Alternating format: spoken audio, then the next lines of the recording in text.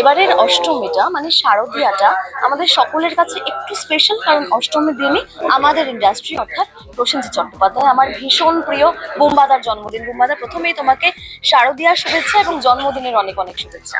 ধন্যবাদ।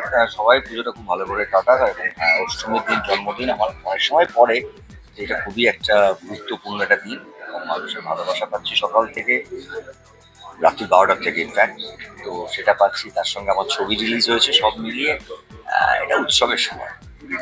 তবে বুম্বাদার জন্মদিনটা এবার আরো বেশি স্পেশাল, কারণ যেভাবে দেবী চৌধুরানী দর্শকদের মন জয় করছে। হ্যাঁ, মানুষরা, বাঙালিরা গত দুদিন ধরে বাংলা ভাষায় বাংলা ছবি দেখতে হলে ঢুকে গেছেন, এবং রাত 12টার সময় আমি কাল দেখেছি অনেক জায়গায় হাউসফুল।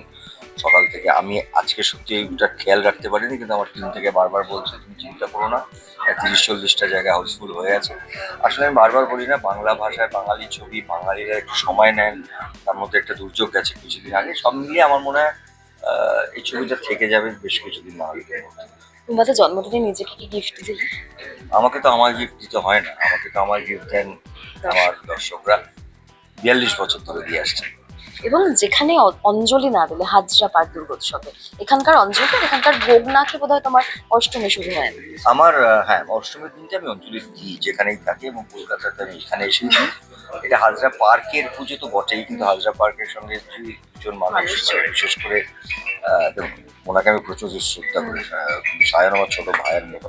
এখানে আমি যখন সময়টা আসি অঞ্জলি দিতে না, সেখানে অন্য কোনো ফ্যাক্টর থাকে না, ওটা আমি না আর 5 জনের মতো মার কাছে তুমি চাই, প্রার্থনা করি আর 5 জনের মতো, সেই সময়টা আমাকে এখানে পাই। মানে আমি খুব নিজের মতন করে অঞ্জলিটা দিই, আমার জন্য এখানে বসে থাকি, এবং এখান থেকে আমার ভোগটা যায়, এই ভোগটাই আমি খাই।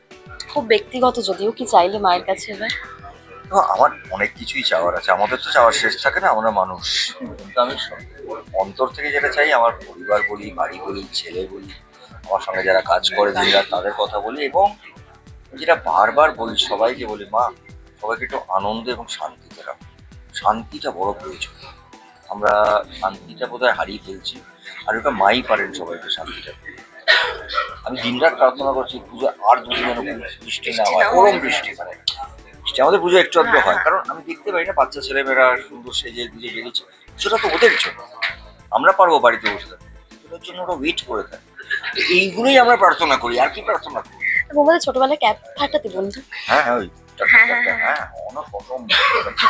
যদিও আমাদের রিটার্নে বুম্বাদার নতুন হেয়ার স্টাইল একটু দেখিয়ে দাও। আরে না না, এটা নতুন হেয়ারস্টাইল না।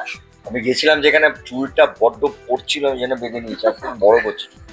বেশ, থ্যাংক ইউ সো মাচ বুম্বাদা। সিনেমায় থাকো এবং আরো ভালো ভালো ছবি আমাদের উপহার দাও। খুব ভালো থাকো।